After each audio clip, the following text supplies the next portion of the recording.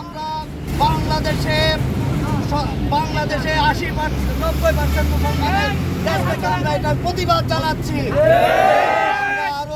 আমরা আরো ঘোষণা করতে চাই, বাংলাদেশ সরকারের মাধ্যমে ভারতে ইহার মেসেজ পৌঁছিয়ে দিতে হবে। আমরা উপযুক্ত বিচার চাই ভারতের প্রশাসনের কাছে। সম্মানিত বিক্ষিপ্ত মুসলিম, এ পর্যায়ে আপনাদের সামনে আলোচনা রাখার জন্য অনুরোধ করছেন চৌধুরীপাড়া জামে মসজিদের সম্মানিত খতিব জনাব আমিমুল হাসান। আলহামদুলিল্লাহ ওয়াসসালাতু ওয়াসসালামু আলা রাসূলিল্লাহ। মুসলমানের কলিজার টুকরা হলো নবী মুহাম্মদ রাসূলুল্লাহ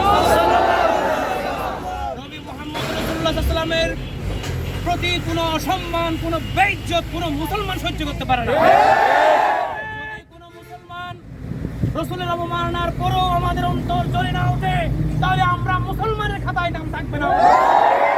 ঈমানের দাবিতে মুসলমানদের মুসলমানের রক্ষার জন্য নবী করিম সাল্লাল্লাহু আলাইহি ওয়াসাল্লামের বিরুদ্ধে যে কেউ যদি কটূক্তি করে, আমরা সবাই একসাথে প্রতিবাদে ঝাঁপিয়ে পড়ব।